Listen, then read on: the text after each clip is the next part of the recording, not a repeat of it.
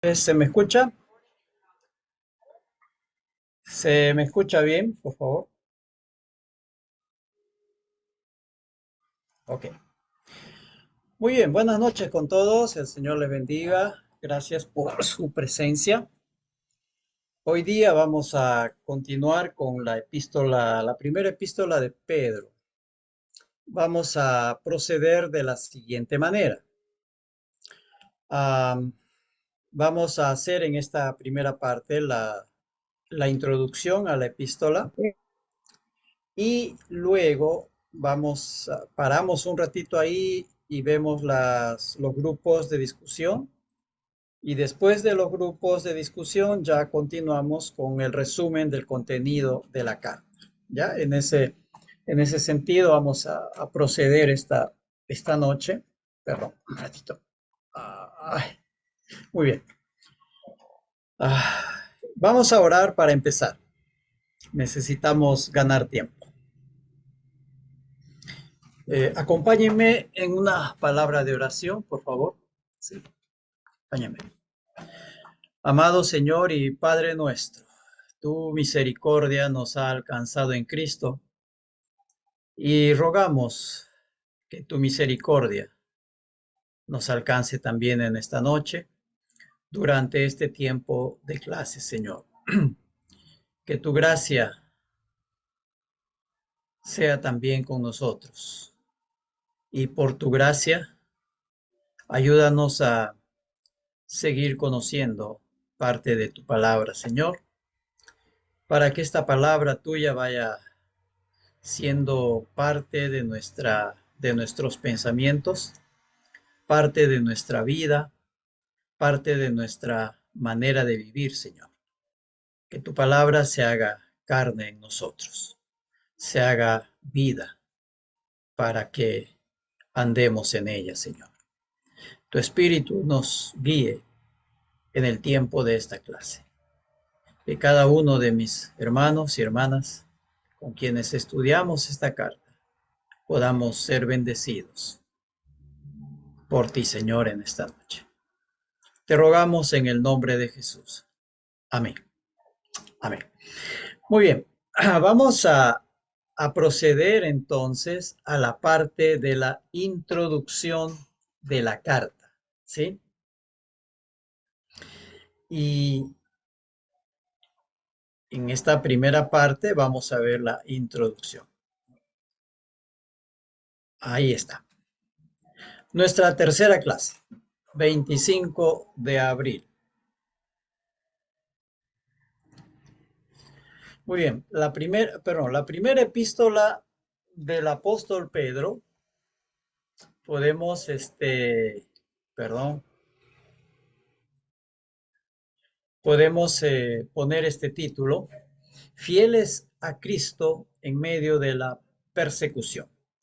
Con ese título podemos, enfocarnos en la carta de Primera de Pedro, porque ese es el tema de la carta, la persecución que la iglesia está sufriendo por parte de los que no son creyentes. ¿Ok? ¿Cuál es el propósito de Pedro cuando escribe esta carta? Él tiene el propósito de animar a los creyentes a mantenerse fieles a Cristo en medio de la persecución.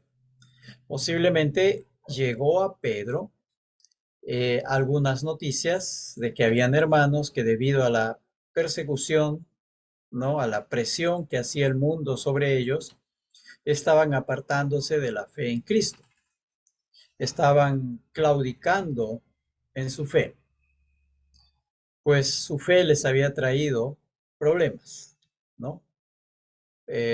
Aflicciones en medio de un mundo que era muy pagano y debido a ese paganismo aparece el cristianismo diciendo que Cristo es el único Salvador y que los otros dioses que ellos llaman no son dioses, todos son falsos, todo es mentira. Entonces, eso les trajo fuertes problemas a ellos, no pudiendo algunos de ellos soportar la presión ante este testimonio de un único Dios y un único Salvador. Entonces, Pedro, perdón, va a escribir a estos hermanos para darles ánimo. Veamos algunos versículos donde podemos ver el propósito de la carta, ¿sí? De la epístola. Esta de Primera de Pedro, capítulo 1, versículos 6 y 7. Dice, en lo cual vosotros os alegráis, aunque ahora, por un poco de tiempo. Dice, ustedes se alegran en Cristo, se alegran de que han sido elegidos por el Señor, que están, que han sido rescatados, ¿no?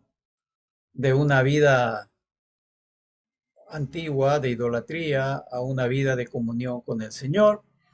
Dice, aunque ahora, dice, en este tiempo, si es necesario, tengáis que ser afligidos en diversas pruebas. Entonces, para el creyente, una y otra vez nos va repitiendo la escritura, para el creyente no es sorpresa, no debe ser ninguna sorpresa la aflicción y las pruebas debido a su fe, porque la escritura nos advierte, por ejemplo, ya el Señor Jesús en el Evangelio de Juan nos dice que en el mundo tendremos aflicción,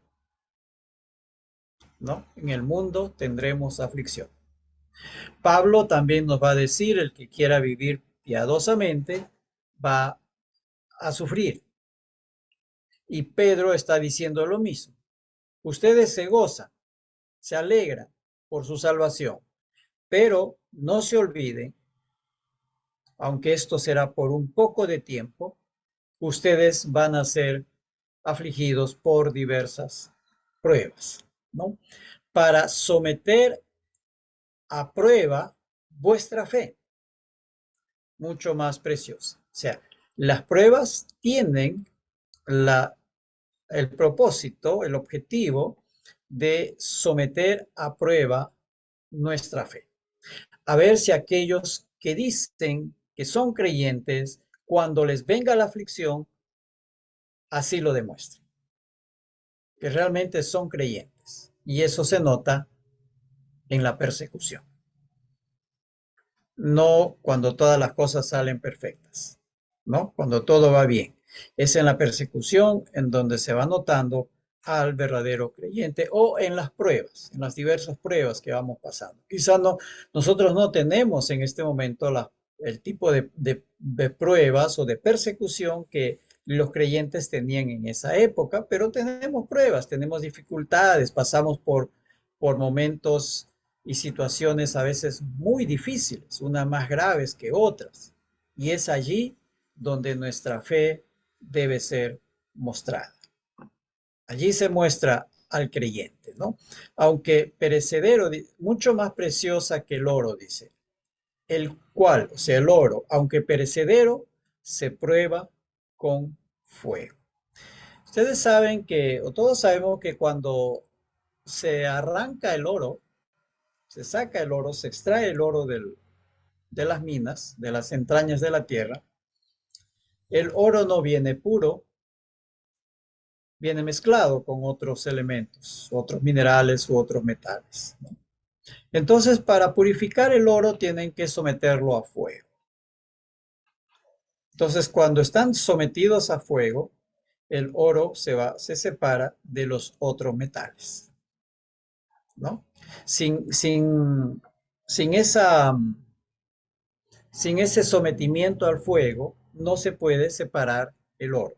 Y el apóstol está comparando eso. Las pruebas son como ese fuego que es necesario para ver, para probar si su fe realmente es lo que ustedes dicen que es, ¿no? O sea, si verdaderamente ustedes tienen fe en el Señor Jesucristo. Las pruebas son como ese fuego al cual el oro es sometido. En Primera de Pedro tenemos otra, 2:1, 2:21, perdón.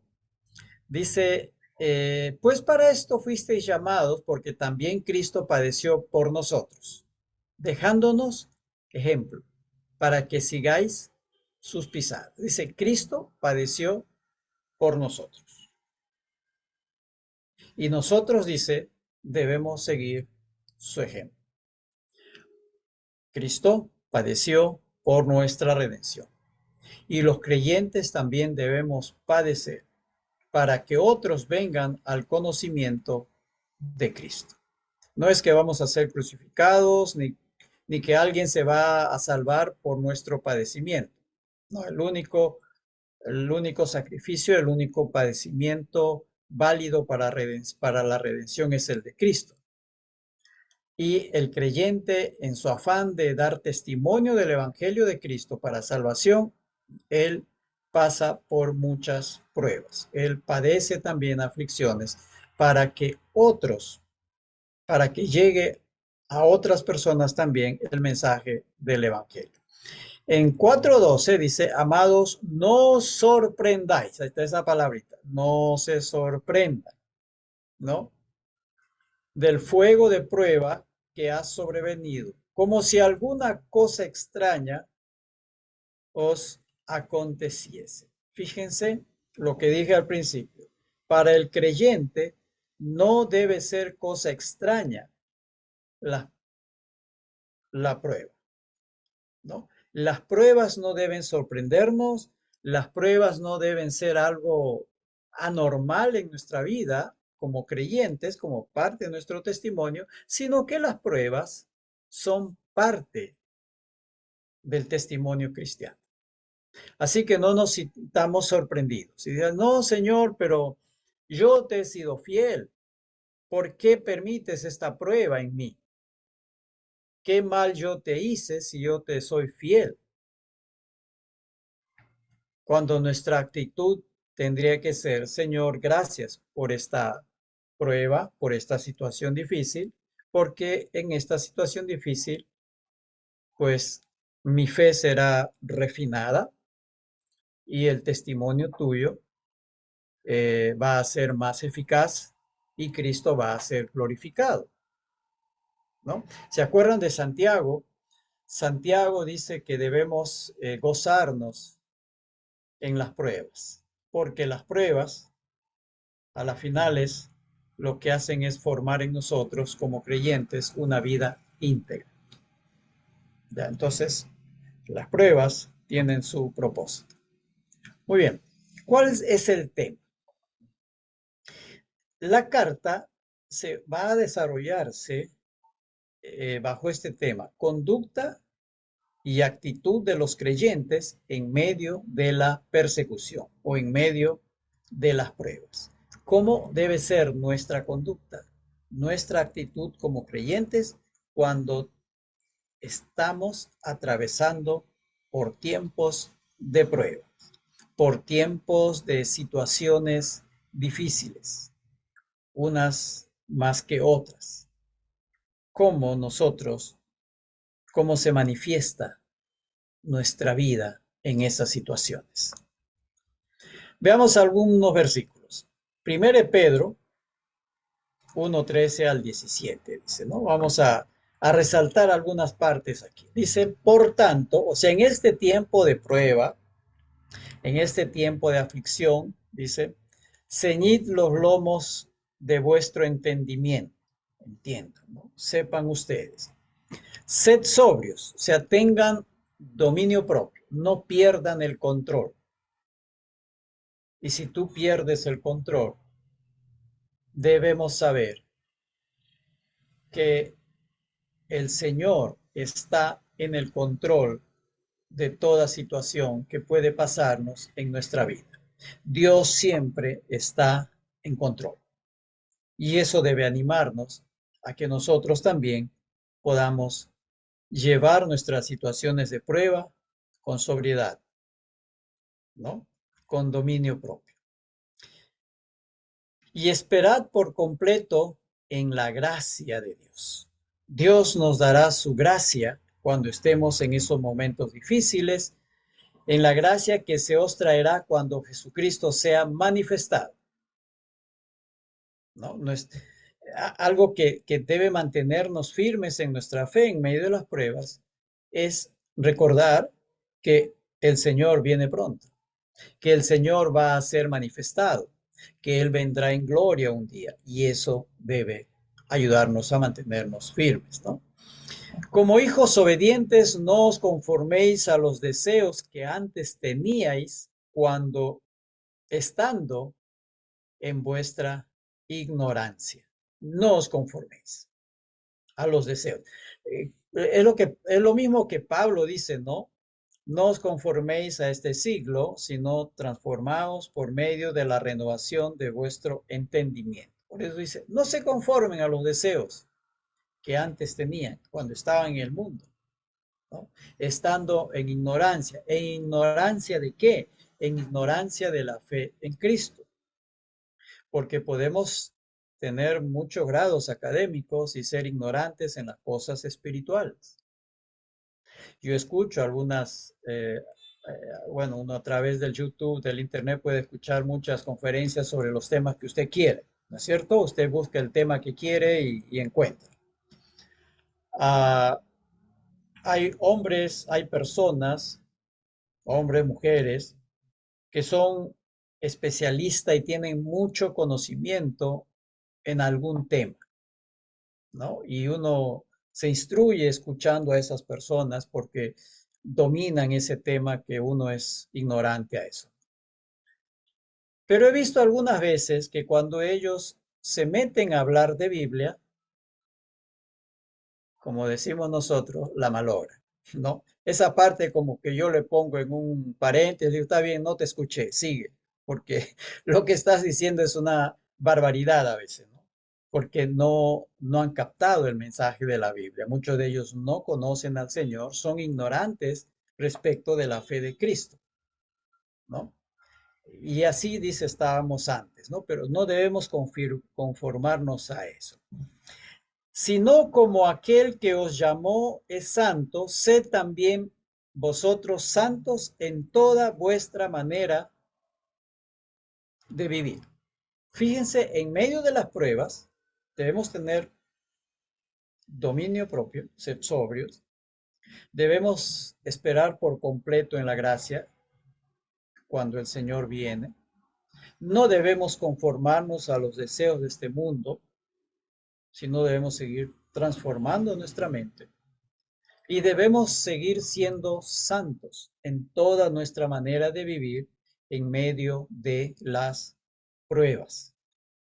Porque escrito está, sed santos porque yo soy santo. Y si invocáis por Padre aquel que sin acepción de personas juzga según la obra de cada uno, conducíos, dice, en temor todo el tiempo de vuestra peregrinación. Cuando aquí habla de temor, quiere decir en el temor de Dios, en el temor del Señor. Manténganse bajo ese temor todo el tiempo. ¿Ve? Entonces, Pedro es muy claro aquí. No pierdan el control, manténganse sobrios, mantengan esa esperanza de que el Señor viene pronto. No se conformen a las cosas de este mundo, ustedes sigan transformándose, sigan manteniendo su santidad en toda la manera de vivir y conduzcanse con temor en el Señor todo el tiempo. A ver, vamos a ver, y aquí hay ya hasta ahí este asunto del tema. ¿Ya? Entonces, podemos preguntarnos, ¿no? Y cada uno de los que estamos aquí, hemos atravesado momentos difíciles, circunstancias difíciles, unas más graves que otras, ¿no? Y aquí nosotros podemos reflexionar cómo nosotros hemos reaccionado frente a estas situaciones difíciles que hemos enfrentado. ¿Cómo hemos reaccionado? ¿No? ¿Hemos guardado la fe en ese tiempo? ¿Hemos mantenido nuestra pureza del Evangelio? o hemos perdido el control. ¿Qué pasó? A veces perdemos el control y hay que volver a retomar ese control nuevamente, arrepintiéndonos y pidiendo perdón al Señor, ¿no? Bien, cada uno sabrá o sabe cómo reaccionó o cómo reacciona frente a situaciones difíciles. Bien, ese es el tema de esta carta, ¿no? Observar, verla, guardar la debida conducta en tiempos de aflicción. El autor, cuando se habla de la autoría de un documento en la Biblia, siempre se habla de evidencia interna, o sea, qué dice de sí mismo el autor o algunos otros libros de la Biblia, ¿no? Y la evidencia externa es qué dice la tradición o qué dicen otros autores extrabíblicos sobre la autoría de este o aquel libro, ¿no? En este caso, eh, Pedro, en el versículo 1, se presenta como el autor de esta epístola, ¿no? Dice Pedro, apóstol de Jesucristo, a los expatriados de la dispersión en el Ponto, Galacia, Capadocia, Asia y Bitinia. Entonces, dice Pedro, tal como se presenta muchas veces Pablo, ¿no? Pablo, apóstol de Jesucristo. Es muy parecido el saludo. Ellos se identifican como apóstol del Señor. Y algunos van a añadir siervo de Jesucristo. No solo es apóstol, primeramente son siervos y después son apóstoles. Pablo generalmente primero dice que es siervo en alguna de sus cartas y después es apóstol. Primero es siervo y después es apóstol, ¿no? En ese orden a veces, ¿no? En segunda carta de Pedro, 3:1 dice, amados, esta es la segunda carta que os escribo, y en ambas despierto con exhortación vuestro limpio esta es la segunda carta, haciendo referencia a una primera carta que sería esta que nos ocupa hoy en esta noche, ¿no? Ah, lugar desde donde Pedro escribe su carta. Esto lo podemos encontrar en el capítulo 5, versículos 12 y 13. Dice, por conducto de Silvano, un compañero de Pedro, un colaborador suyo, dice, a quien tengo por hermano fiel, os he escrito brevemente, amonestándoos y testificando que esta es la verdadera gracia de Dios en la cual estáis. La iglesia que está en Babilonia, elegida juntamente con vosotros, y Marcos, mi hijo, os saluda. ¿Se acuerdan de Marcos? En Hechos hemos visto lo que pasó con Marcos. Juan Marcos es, ¿no? Que fue en el primer viaje misionero con Pablo y Bernabé, y a medio camino les abandonó. En el segundo viaje misionero se alistan Pablo y Bernabé para irse en su segundo viaje misionero y Bernabé quiere nuevamente llevar a Juan Marcos y Pablo dice, con él no voy con él porque este nos ha abandonado. Bueno, se ponen de acuerdo, se pelean ahí Pablo y Bernabé, pero se ponen de acuerdo. Dice, miren, yo voy por mi lado y tú vas por tu lado, ¿no? Bernabé agarró a Marcos y se fue hacia Chipre. Y Pablo se fue por el norte para recorrer las iglesias del primer viaje misionero. Se separan, nunca más parece que se vuelven a unir. Pero después aparece Marcos, aparece aquí con Pedro y luego también va a aparecer con Pablo, a quien Pablo no lo quiso antes. Y recordemos que el nombre de Bernabé significa hijo de consolación. Y Bernabé hace un ministerio con Pablo mismo, es el quien va y lo recoge y lo presenta y lo recomienda delante de los hermanos, ¿no? Entonces, Bernabé hace un trabajo pastoral, tanto con Pablo como con Marcos. Y creo que aquí se ve, no sabemos más de Bernabé, pero en Marcos creo que podemos ver el trabajo pastoral que hizo con este muchacho, que después fue pieza fundamental en el ministerio, tanto de Pedro como de Pablo, porque hubo un Bernabé que le discipuló, que lo pastoreó y reafirmó, confirmó y reafirmó su fe y después no tuvo ningún problema en sufrir por la causa de Cristo. Y a este Juan Marcos se le pone y se dice que es el autor del Evangelio de Marcos. Creo que aquí Bernabé jugó un papel muy importante porque se lo llevó con él a Chile. Roma, aquí dice el versículo 13, la iglesia que está en Babilonia. Generalmente a Roma es llamada Babilonia debido a su corrupción.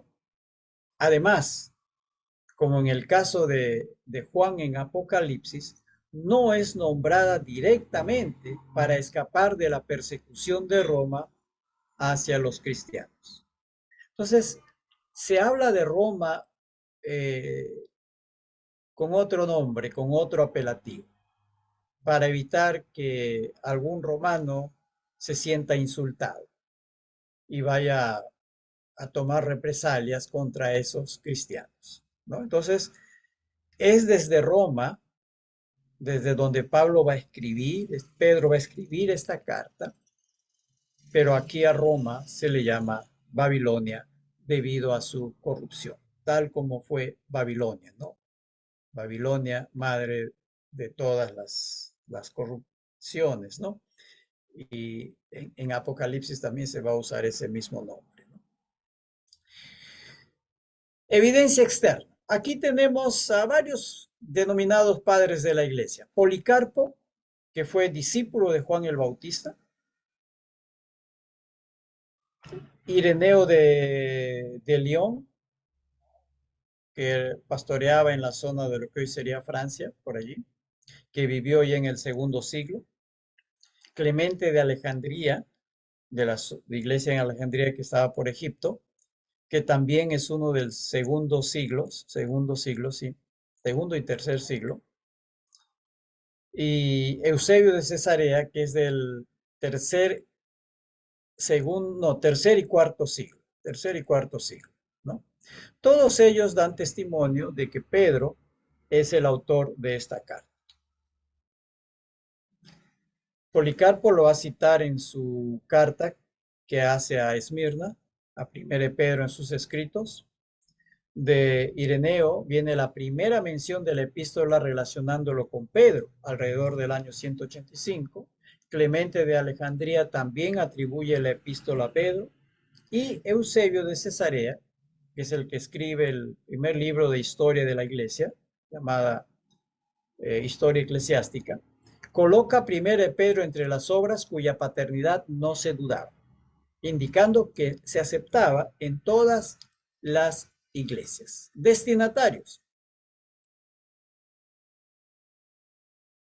En el 1.1, ¿a quiénes está dirigida esta carta? El autor es Pedro, escribe desde Roma y lo va a dirigir hacia los expatriados de la dispersión en el Ponto, Galacia, Capadocia, Asia y Bitinia, ¿no? Expatriados de la dispersión. Pedro usa esta expresión para referirse a todos los creyentes en Cristo, sean judíos o gentiles, que muchos de ellos habían huido, como hemos visto en el libro de Hechos, habían huido de la persecución y estuvieron viviendo por otras ciudades en el Asia Menor, lo que hoy es la moderna Turquía, y, y allí en esos lugares donde ellos vivían, eh, seguían o estaban sufriendo persecución por causa de su fe y vivían como extranjeros en medio de un mundo gentil que era ah, enemigo del Evangelio de Cristo. Eh, el apóstol Pablo nos dice que somos también peregrinos, extranjeros en este mundo y que nuestra ciudadanía está en los cielos. Y aquí estamos de paso. Y es lo mismo que Pedro está diciendo. Como hemos visto, dice que aquí las pruebas van a cesar un día, van a pasar, ¿no? Porque el Señor Jesús va a venir, es algo temporal, por la cual nosotros vamos a pasar, vamos, ¿no? Por las pruebas. Entonces, esta gente, estos creyentes, ya sean judíos o griegos, huyeron de la persecución en Jerusalén, muchos de ellos, pero igual seguían sufriendo aflicciones y pruebas y persecución en otros lugares y en otras ciudades donde ellos estuvieron viviendo, ¿no? Y eso era algo normal en medio de un mundo idólatra, ¿no? Y ellos, debido a estas persecuciones, a estas pruebas, a este odio hacia ellos tenían que mudarse de ciudad para escapar. Iban de una ciudad a otra para escapar de la persecución. Ya, ya Roma, eh, a los cristianos se les había echado la culpa de que ellos habían incendiado Roma. Entonces ellos tuvieron que huir también de Roma. Y entonces donde los veían y sabían que eran cristianos, eh, había persecución contra ellos porque se les echaba la culpa de que ellos habían incendiado Roma, ¿no? O aquellos cristianos judíos que habían escapado de la persecución en Jerusalén, posiblemente los propios judíos los perseguían en las ciudades a donde ellos iban, ¿no? Eso se puede ver en Pablo, cuando va y predica en las sinagogas y después empiezan a perseguirlo, ¿no? Porque va y, por los propios judíos. Algunas versiones lo traducen como a los elegidos que viven como extranjeros, ¿sí? Dice, cuando dice a los expatriados de la dispersión, ¿no? Lo que está enmarcado aquí en rojo, algunas versiones lo traducen a los elegidos que viven como extranjeros, ¿no? Como extranjeros, aquellos que fueron elegidos por Dios y que viven como extranjeros en este mundo. Este mundo que rechaza el Evangelio, rechaza a Dios, rechaza a Cristo. Entonces el cristiano es como un bicho raro, es un extranjero, ¿no? Que hay que sacarlo de en medio nuestro, porque nos malogra la vida. ¿Se acuerdan que a ellos les van a llamar estos que trastornan el mundo? Están entre nosotros, ¿no? Estos que nos malogran la vida, nos malogran los negocios, están ahora entre nosotros, ¿no? Algunos, los creyentes eran considerados a veces como plagas, ¿no? Que había que extirparlos y por eso los perseguían. Y la persecución se va a hacer mucho más grave. Y por ejemplo, esa persecución muy grave la vamos a tener en Apocalipsis, ¿no? Ya a finales del primer siglo, la iglesia está siendo duramente perseguida, ya no solamente por los judíos, sino que ahora están siendo perseguidos por el imperio, en este caso el imperio romano. Los lugares que menciona, ¿no? Todos se encuentran en la parte norte del Asia Menor, la que es la actual Turquía. Veamos aquí, hay un mapa. En 1.1 dice que la carta está dirigida a las iglesias y a los hermanos, iglesias que están ubicadas en el Asia Menor, la actual Turquía. Aquí tenemos el mapa.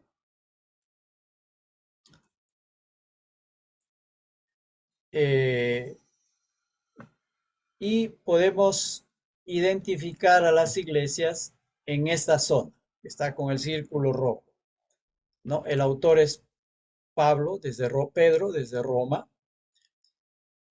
Aquí está Roma, por aquí está Roma, ¿no? Pedro estaba predicando aquí en Roma.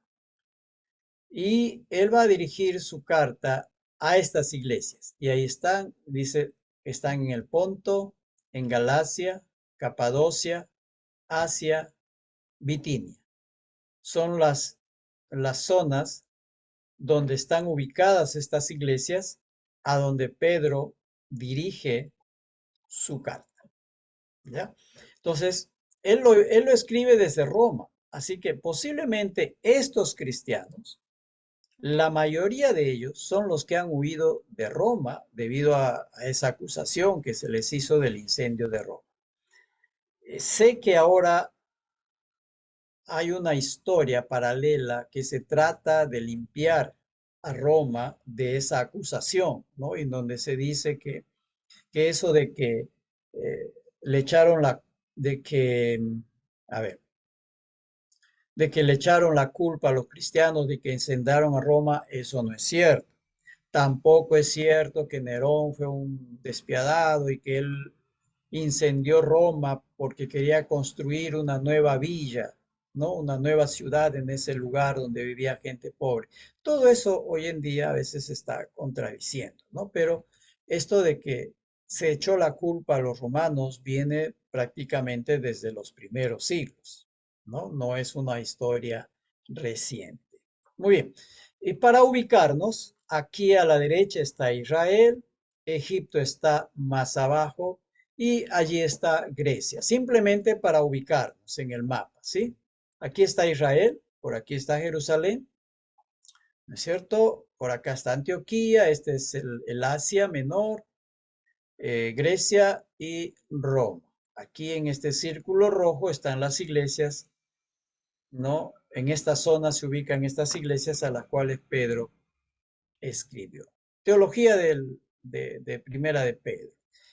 Realmente tiene muchos temas teológicos y el, el tema se relaciona, pero la teología se relaciona con el tema que Pedro está tratando en su carta.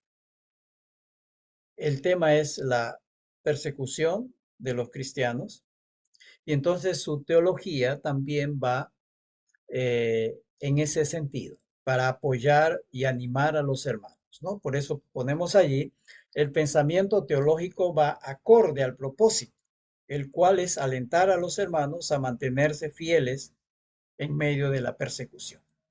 Y allí les va a decir que Dios es santo, es Padre, es Creador, juez y pastor de su pueblo. Así que si Él es el juez supremo, si Él es el pastor, entonces ustedes deben sentirse seguros que Él está protegiéndoles. Deben mantenerse santos porque Él es santo, ¿no? Se presenta a Cristo, que es el Salvador, que sufrió por nosotros, y Él debe ser nuestro ejemplo de sufrimiento. Nosotros no podemos esperar eh, no sufrir por causa del Evangelio. Si Cristo sufrió, nosotros también sufriremos con Él. Él es nuestro ejemplo en medio de la persecución.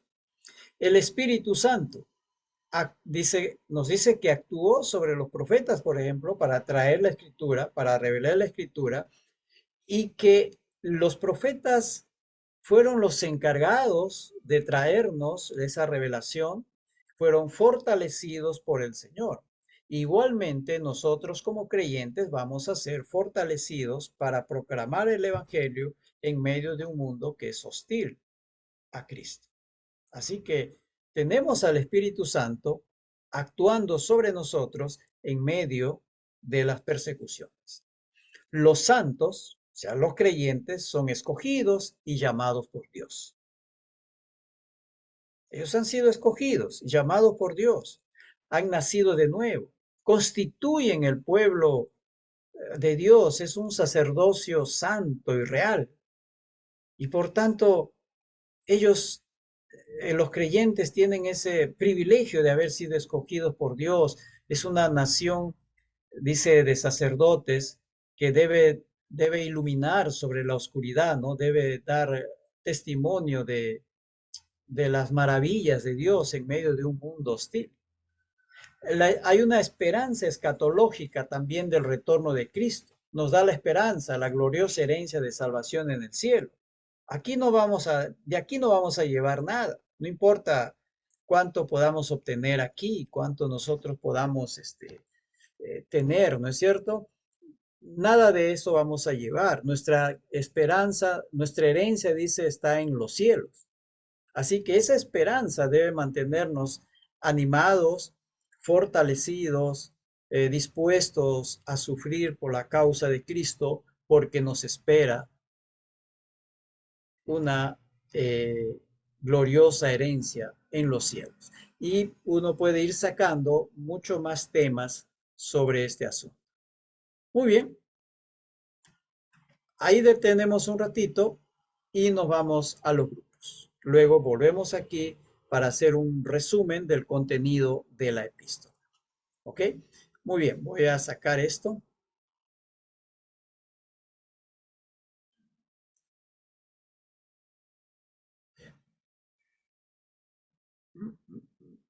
A ver, ¿dónde está?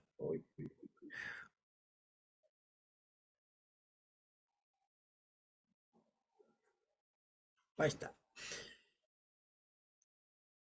Estas son las preguntas para hoy, para los 4 grupos. Primer grupo va a discutir la siguiente pregunta. ¿Por qué los cristianos deben permanecer fieles en medio de la persecución o en medio de las pruebas? ¿No? Si desea, ponle ahí en medio de las pruebas. El segundo grupo va a discutir la siguiente pregunta. ¿Qué tipos de persecución podemos identificar hoy en nuestra realidad contextual? No, no en el primer siglo, ¿ya? Sino ahora. ¿Qué tipo de persecución podemos identificar? ¿Cómo se está persiguiendo ahora a la iglesia? ¿Cómo se está persiguiendo a Cristo? ¿Cómo se está persiguiendo a los creyentes? ¿No? Trate de identificar algunos tipos de persecución. El tercer grupo va a discutir de qué manera las aflicciones y pruebas ayudan a la vida del creyente en Cristo. ¿Nos ayudan o no las aflicciones, las pruebas o la persecución? Y el cuarto grupo va a reflexionar qué se puede reflexionar sobre el asunto de someterse a las autoridades civiles, sabiendo que muchas de ellas son corruptas. Creo, olvidé poner la cita, creo que se discute en el capítulo 3 de Primera de Pedro, ¿ya? Porque allí dice, sométanse al rey, ¿no? Y a todos los que están a las, que han, a las demás autoridades, sujétense, honren a ellas, ¿no? Eh, ¿En qué sentido podemos reflexionar eso, no? Sabiendo que las autoridades, por ejemplo, que tenemos ahora, la mayoría de ellas son corruptas, ¿no? O son nuestros, en el Perú, los últimos presidentes o están en la cárcel o están en proceso de juicio y todo ese asunto, ¿no? Todos están embarrados porque todos se descubrió de que salieron, de que se corrompieron durante su gestión gubernamental. Igual con los congresistas, igual con los alcaldes, con los, ¿cómo se llama? Presidentes regionales, ¿no? Entonces, como traten de reflexionar allí, ¿ya? El cuarto grupo. Muy bien. Entonces, nuestra hermana María Elena. Muy bien, creo que ya todos están en sala. Entonces, vamos a compartir lo que ustedes hicieron un rato y después vamos a tener un pequeño break, pequeño descanso. Entonces, voy a colocar aquí las preguntas. A ver, aquí están las preguntas. Am, Estas son las cuatro preguntas que les di para que reflexionaran. Entonces, ¿qué grupo quiere empezar? Para no tener que empezar uno, dos, tres y cuatro. Si hay alguien, La uno, ya la uno, bien, la uno quiere empezar. Muy bien, hermano. Si quieren ese orden, no hay problema. ¿Por qué los cristianos deben permanecer fieles en medio de la persecución? Muy bien. ¿Qué reflexionaron allí ustedes? Adelante. bueno, hermano, buenas noches. Hermanos, buenas noches. Maestro, buenas noches. Buenas Nosotros noches. estábamos sacando nuestras conclusiones, así discutiendo, así nuestros comentarios, ¿no? Entonces, primero quería empezar diciendo, esta herencia les está reservado en los cielos. En ese sentido, podríamos completar con el versículo que dice, ¿no? A ustedes que por medio de la fe son protegidos por el poder de Dios. Entonces entendemos que si sabemos que Dios nos protege, ¿por qué no podemos mantenernos firmes, fieles en todas las pruebas que nos pone en la vida, mismo Papá Dios, y tantas pruebas que nos vienen no solamente en los problemas familiares, sino amistades, en el mismo problemas comunales, tantos problemas terrenales que tenemos? Nosotros deberíamos mantenernos firmes, leyendo estos textos, sabiendo las enseñanzas de nuestro Padre Dios.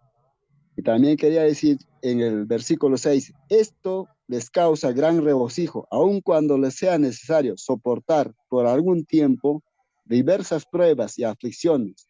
Pero cuando la fe de ustedes sea puesta a prueba, como el oro, habrá de manifestarse en alabanza, gloria y honra el día que Jesucristo se revele. El oro es perecedero y sin embargo se prueba en el fuego, y la fe de ustedes es mucho más preciosa que el oro. Entonces, ¿qué más necesitamos si Papá Dios nos dice que nuestra fe es más preciosa que el oro de nosotros?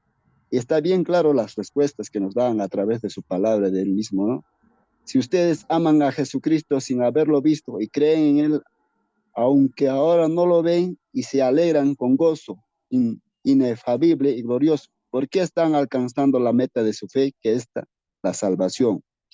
Entonces, si sabemos alabar, creemos en Él sin haberlo visto, sin haberlo tocado, sin habernos encontrado, deberíamos mantenernos firmes sabiendo su palabra. Yo creo que basta saber su palabra y mantenernos firmes en todas las pruebas que se nos presente durante todo este tiempo hasta su regreso de Papá Dios, ¿no? Esa sería mi respuesta de mi grupo y de mi parte. No sé si algún hermano más quiere aportar. Ujú. ¿Alguien más del grupo quiere intervenir? ¿Dar alguna reflexión? Gracias, hermano Guillermo. A usted, maestro. Pastor, buenas noches. Sí, como el hermano Guillermo nos dice, ¿no? Las pruebas, nosotros debemos soportar las pruebas porque en sí las pruebas a nosotros nos ayuda a confirmar la realidad de la fe de cada creyente, ¿no? Eh, y esto a nosotros es un beneficio para nosotros los creyentes, porque si nosotros soportamos las pruebas, estamos afirmando que nuestra fe en el Señor es genuina, ¿no?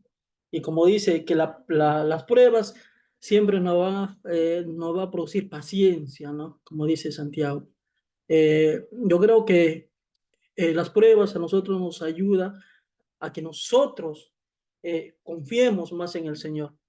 Eso sería mi aporte, pastor. Ok. Eso hace identificar una fe genuina, ¿no? En medio de las pruebas. Muy bien. Gracias, hermanos. ¿Qué nos dice el otro grupo? Seguimos en el orden, en el 2 u otro grupo quiere hacerlo? A ver, Pastor, ¿qué tal? Buenas noches. Soy Kerwin Sala del grupo número 2. ya, adelante, Kelvin. Ok, bueno, con respecto a la pregunta, en la actualidad nosotros estamos siendo perseguidos por muchas cosas, ¿no? Constantemente, diariamente, día a día. Nuestro pequeño resumen que pudimos sacar como grupo, uno de ellos es la violencia. Algunas personas pueden atacar las iglesias o a cristianos, incluso pueden secuestrar o lastimar gravemente por ser cristianos, ¿no? Por creer en un Dios vivo. También la indiscriminación en los trabajos o en la sociedad. Los cristianos pueden ser tratados injustamente, también excluidos debido a su fe. También otro punto muy importante son las leyes restrictivas que estamos viendo en la actualidad. Algunos países tienen leyes que limitan lo que los cristianos pueden hacer públicamente, como predicar o construir templo o reunirse. También hay muchos países en la actualidad, bueno, ahorita en Asia también se está viviendo mucho esta dificultad. También tenemos la censura en los medios. eh, Hay ocasiones que los medios de comunicación pueden evitar hablar sobre el tema, ¿no? Sobre lo que es ser cristiano. A veces son bloqueados la información por todo lo que tiene que ver cuando hablas de Dios. No les agrada, ¿no? Buscan como cualquier dificultad para poder censurar todo lo que tiene que ver con Dios. También la persecución cultural en lugares donde la religión y la identidad están muy unidas, los cristianos pueden ser perseguidos por reunirse, ¿no? Con pequeños grupos. También en la actualidad estamos siendo muy perseguidos por las leyes. Justo como grupo sacamos una conclusión que ahorita estamos siendo también perseguidos por todo lo que son las leyes y también la presión política. Bueno, en el caso, yo vivo un testimonio muy cercano, yo trabajo en un colegio y a mediados de años se estaban enfocando mucho con las leyes de lo que son las corrientes ideológicas, lo que es todo lo de la LGBT, el aborto, o sea, lo que querían normalizar. Entonces estamos siendo perseguidos también mucho por todo lo que son, por la parte política. Para terminar, le voy a leer un pequeño versículo que dice, un pequeño versículo, en medio de estas dificultades, los cristianos encontramos consuelo y fortaleza en la palabra de Dios. En Mateo 5:10 nos dice, bienaventurados los que padecen persecuciones por causas de justicia, porque ellos es el reino de los cielos. Esta palabra nos recuerda una vez más, ¿no? Que nuestra fe puede ser probada, pero también nos recuerda y nos asegura que seremos reconocidos por mantenernos firmes en ella. Eso es lo que puedo aportar como grupo número 2. Gracias. Ok. Una pregunta al grupo, ¿no? ¿Por qué consideramos que este asunto que decías al final, por ejemplo, la ideología de género, el aborto y cosas así, ¿por qué esas cosas se constituyen en un ataque a la fe cristiana? ¿Por qué? Bueno, bueno, respuesta puedo decir que estamos siendo perseguidos porque quieren normalizar algo que no está de acuerdo con Dios, ¿no? Quieren ver algo, hacer algo normal o quieren tratar de ver lo que se haga normal, algo que no está fundamentado en Dios. O sea, Dios le agrada la vida, o sea, no creo que él se alegre porque van a matar a un niño injustamente, ¿no? O sea, y la LGTB, bueno, Dios nos creó hombre y mujer, ¿no? A cada uno. Entonces creo que quiere normalizar algo que no es correcto, que no está bien. Ok. Atenta contra principios bíblicos, ¿no? Dios creó hombre y mujer, no hay más. Dios, la escritura defiende la vida del no nacido desde antes, ¿no? Desde la concepción. Eh, y cuando uno va a discutir esas cosas, tú que estás en el colegio, por ejemplo, necesitas no solamente información bíblica, teológica, porque la mayoría te va a decir, eso es religión, no nos interesa, ¿no? Entonces hay que informarse un poco sobre qué dice la, la ciencia sobre eso, ¿no? ¿Qué dice la ciencia sobre el aborto, sobre la concepción, sobre el asunto del género, ¿no? ¿Qué cosa dice la ciencia? Esa es la parte que también hay que informarse porque pues el mundo han hecho de la ciencia su Dios, ¿no? Si la ciencia lo dice, es verdad. Entonces, pero en este caso, cuando hay una ideologización de las cosas, a ellos muchas veces no les importa ni la ciencia, ni la Biblia, ni nada. Están totalmente ideologizados, ¿no? Entonces, pero de todas maneras, eh, para dar argumentos y razones hay que informarse en ambos lados, tanto en lo que la ciencia dice, ¿no? Y en lo que la Biblia dice. Entonces, para argumentar con fundamento sobre estas cosas, ¿no? Muy bien, vamos con el grupo 3. ¿De qué manera las aflicciones y pruebas ayudan a la vida del creyente en Cristo? ¿Qué reflexionaron allí? Buenas noches, Adelante, pastor. hermana Juliana. Juliana, Ah, adelante. sí, nuestro grupo, nuestra respuesta fue que produce paciencia, que nos ayuda a formar nuestro carácter, nos sirve de experiencia para que al recibir consolación de Dios podamos consolar a otros que pasen lo mismo en otro momento. También, nuestra confianza en Dios crece, ¿no? Pues en estas situaciones nuestra fe es probada. Gracias a ellas vamos siendo transformados, ¿no? Ujú, Al momento de decir que somos transformados, es porque el Señor quiere que seamos también la imagen de su Hijo, ¿no? Cristo. Y ahí es nuestras pruebas y tribulaciones, porque el Señor está diseñando nuestro carácter, ¿no? Para santificarnos. Es un proceso que estamos pasando como hijos suyos, ¿no? Para que Dios pueda utilizarnos para su propósito, ¿no? Y equiparnos para vivir como hijos suyos, ¿no?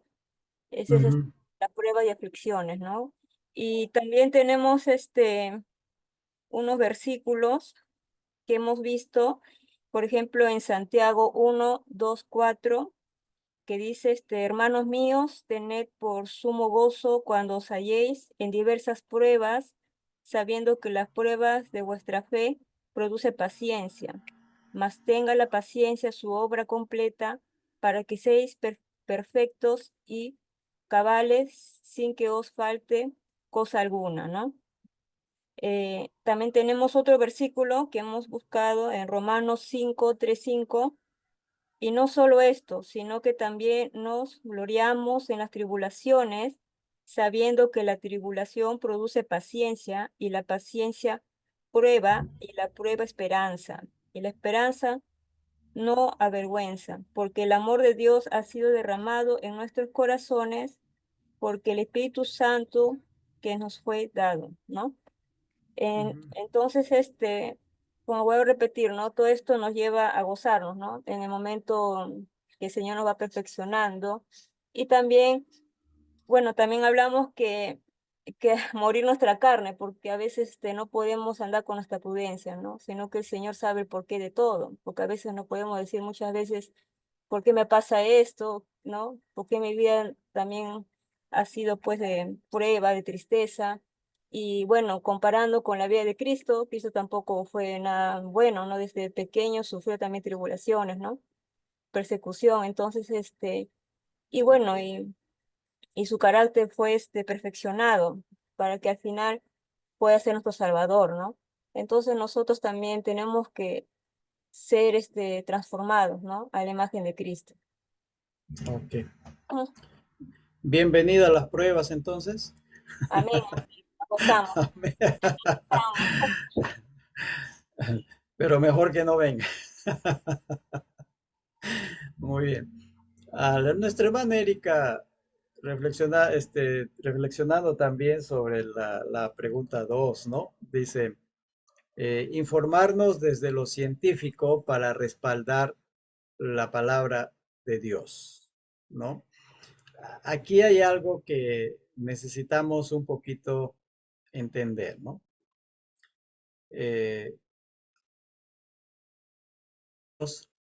Queremos comprobar la veracidad de la Biblia mediante la ciencia, ¿no? Si hacemos ese asunto, entonces estamos diciendo que la ciencia es superior a lo que la Biblia dice, ¿no? Porque la ciencia le está dando el certificado de que es verdad, le está dando el visto bueno, ¿no? El asunto no es así. ¿Por qué razón? Porque la ciencia dice hoy una cosa y mañana dice otra cosa, ¿no? La ciencia va cambiando muchas veces sus tesis, sus declaraciones, porque se van descubriendo nuevas cosas, ¿no? Entonces, la ciencia no es en muchos casos, no es una buena plataforma que se va a mantener firme por siempre. No, siempre es una plataforma un poco temblorosa que a veces cae. En cambio, la escritura sí es una plataforma firme que no va a caer. Si la Biblia lo afirma, es verdad. Podemos o no entender el por qué. La Biblia nos dice, nos declara tal cosa, pero muchas veces no nos dice el por qué. Y la Biblia ha permanecido por siglos firme y no se ha movido. Y en cierta forma es verdad también lo que dice nuestra hermana Erika. La ciencia muchas veces no ha hecho más que corroborar lo que la Biblia dice. No es que le ha dado su certificado de verdad a la Biblia, sino que simplemente ha dicho, es como que la ciencia dice, sí, la Biblia tenía razón, los equivocados éramos nosotros. Por ejemplo, antes de que se descubriese el asunto de los microorganismos y que pueden causar infecciones, ¿no? Ya la Biblia decía que hay que lavarse las manos, ¿no? Ya sea para comer o después de haber estado con un enfermo, no solo te lavaba las manos, tenías que bañarte todo y salir del campamento por un día, ¿no? Eh, para, eso lo llamaba purificación, ¿no? Y cuando se descubrieron los microorganismos, eso es recién, 1700, 1800 por ahí, no recuerdo bien, por ejemplo, Pasteur, ¿no? Eh, Recién entendieron por qué hay que lavarse las manos, ¿no? Porque podemos agarrar algo contaminado aquí e ir después con esas mismas manos sin lavarse, ir y tocar a otra persona y somos agentes de contaminación. Eso, por ejemplo, se descubrió en el asunto de las muertes de mujeres que daban a luz. La cantidad de muchas madres morían después de dar a luz. ¿Por qué? Porque el médico iba, examinaba a una parturienta sin lavarse las manos, no usaban los guantes de látex.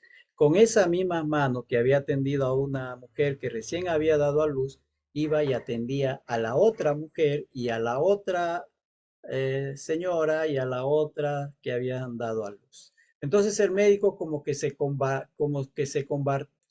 en un agente de contaminación hasta que descubrieron, ¿no? Los microorganismos y entonces atendían a una y se lavaban las manos. Ahora usan los guantes de látex, ¿verdad? Atienden a una, tiran ese guante, se ponen otro guante para atender a la otra y así a cada paciente. No pueden atender con el mismo guante a todos, ¿no? Porque si no... Y eso recién.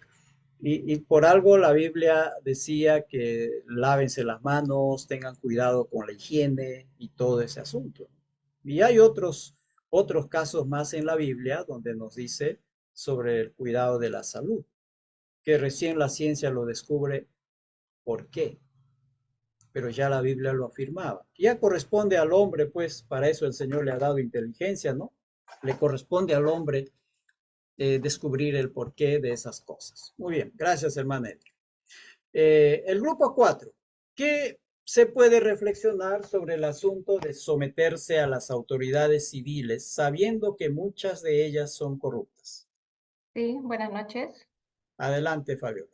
Buenas Sí, noches. el pasaje que se nos ha dado en 1 de Pedro, capítulo 2, del 13 al 17, dice, por causa del Señor, someteos a toda institución humana, ya sea al rey como a superior, y a los gobernadores como por él enviados para castigo de los malhechores y alabanza de los que hacen bien.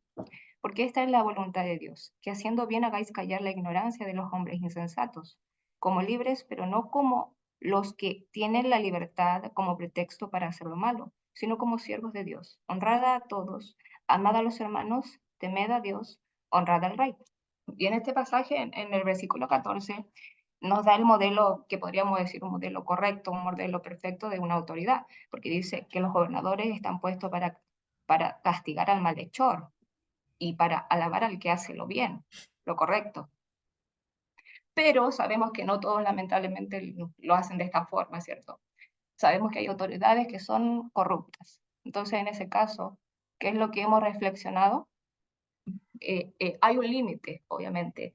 No podemos obedecer cuando esa instrucción nos está llevando en contra de la voluntad de Dios. Si esa instrucción que se nos da nos lleva contra la voluntad de Dios, entonces nosotros ahí podemos decir lo mismo que dijo Pedro y Juan. En ese momento que se les impidió predicar en el nombre de Jesús, ellos dijeron, es necesario obedecer a Dios antes que a los hombres. Entonces, si aquella instrucción nos está llevando en contra de la voluntad de Dios, ya está claro que no podemos obedecerla, porque es Dios la autoridad suprema para nosotros los cristianos. Es lo que hemos podido analizar. Ok. Sí, a veces es difícil, bueno, cuando uno va entrando en este tema es un poco, es fácil identificar cuando sabemos algo muy puntual que está contrario a la voluntad del Señor, ¿no? Como por ejemplo el caso de que citas del libro de Hechos, ¿no?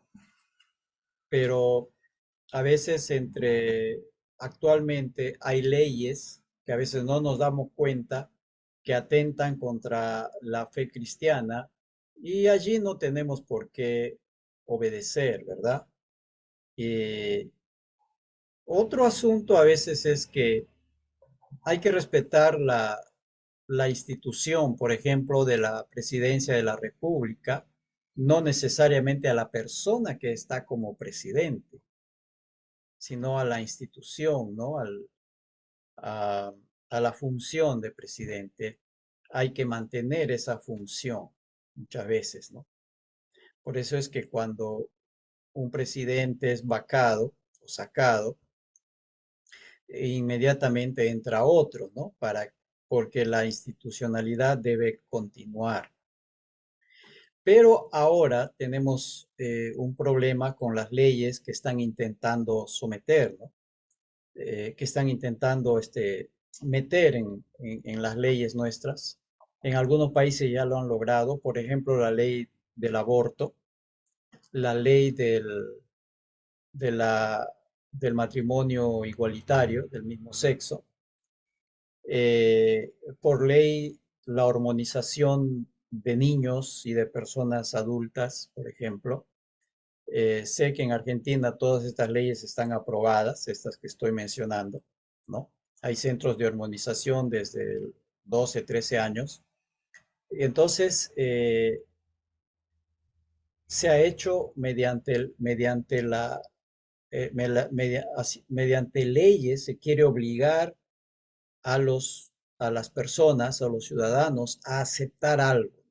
Por ejemplo, aquí entre nosotros tenemos un hermano que es médico, está en clase ahorita, ¿no?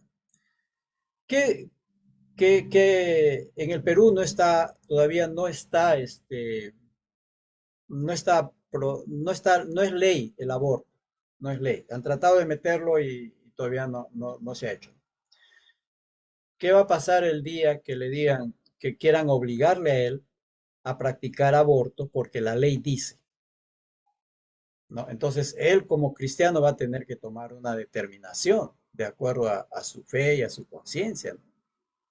Y el problema va a haber un problema en que si no lo practica, si no hace caso a la ley, entonces le expulsan del cuerpo médico, va a perder su trabajo y le pueden de repente expulsar del Colegio Médico del Perú, en este caso, y no va a poder ejercer su profesión.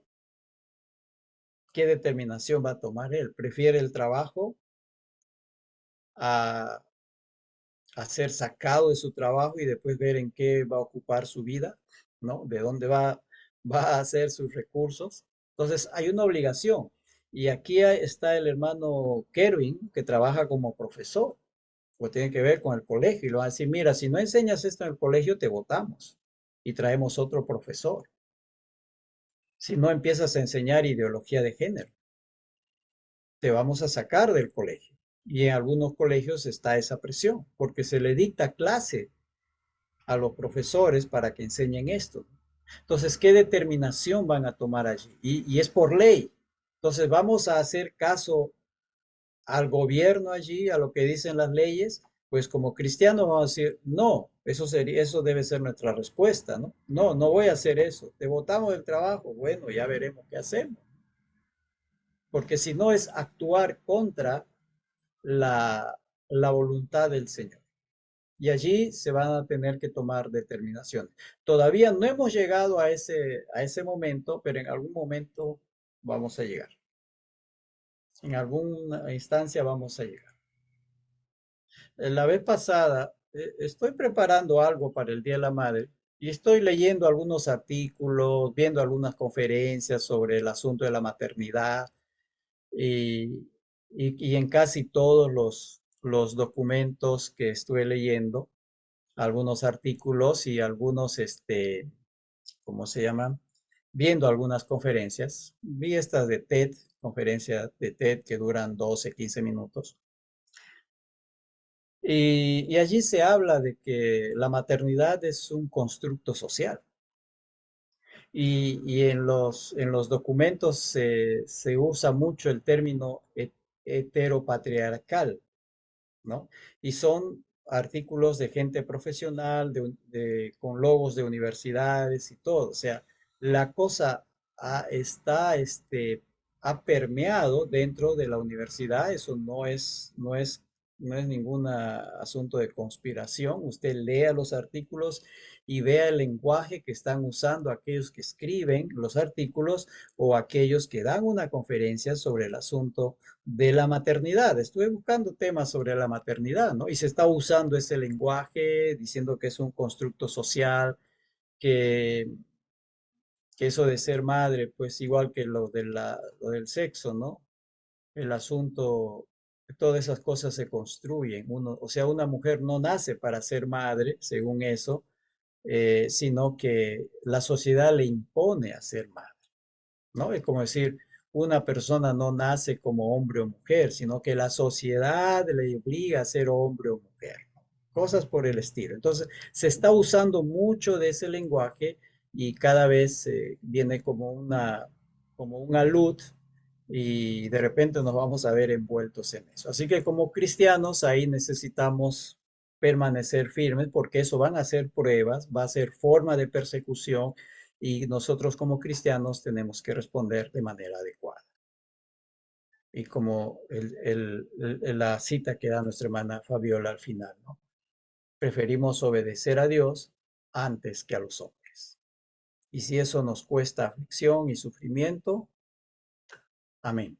Todo para la gloria y la honra del Señor. Muy bien, hermanos.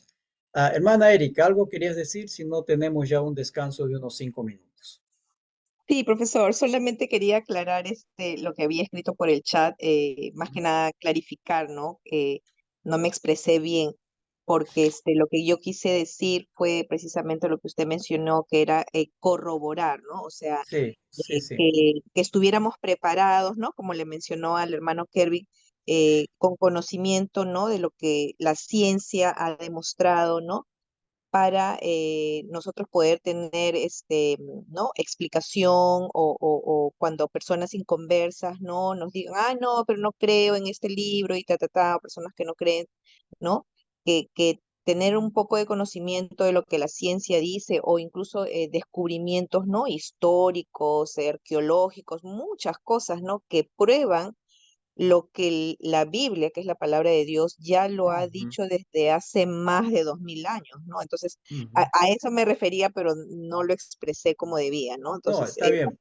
sí, más Por que nada eso, estar bien preparados para decir, bueno, ya la Biblia lo ha dicho hace más de 2000 años y mira cómo la ciencia o la arqueología o esto, lo confirman, ¿no? sí. Sí, eso nada más. Sí, Gracias. sí, hermana, entendí su pregunta. Por eso dije al final, simplemente corroboran lo que la Biblia dice, ¿no? Pero quise aprovechar el momento para hablar de lo otro, ¿no? De que algunos van a pensar que la ciencia es el, ¿cómo se puede decir? Es lo único que garantiza que es verdad y que no es verdad. Y eso no es cierto. No, no es cierto. Muy bien. Descansamos unos 5 minutos. Tomamos algo.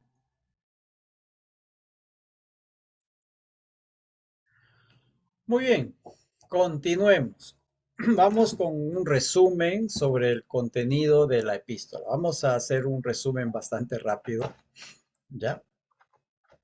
Yo espero que lo hayan leído o hayan escuchado la epístola. Es corta, dura escucharlo son unos 15, 20 minutos, depende la versión. A ver, muy bien. Está de la siguiente manera. Aquí al costado está el texto, al costado izquierdo, y al costado derecho están algunas de las deducciones, ¿no?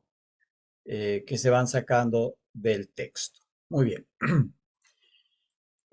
Pedro, cuando se presenta como apóstol de Jesucristo, ¿no? Apóstol es aquel que ha sido encargado de llevar un mensaje. En este caso es el mensaje del Evangelio de nuestro Señor Jesucristo. Y él empieza hablando de los creyentes que han sido elegidos por Dios. Han sido elegidos según el propósito de Dios, han sido elegidos para santificación, para obedecer, para ser limpiados por la sangre de Jesucristo y para que disfruten de abundante gracia y paz. Todo esto tendría que animar o debió animar a los hermanos que estaban sufriendo persecución. Ellos han sido elegidos por Dios. A pesar de lo que están sufriendo, ellos son o pertenecen al Señor Jesucristo, ¿no?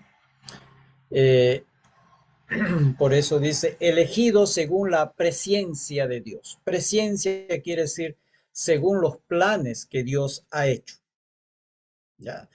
También tiene que ver según el conocimiento en el futuro, ¿no? De la historia, que Dios conoce lo que va a suceder más adelante.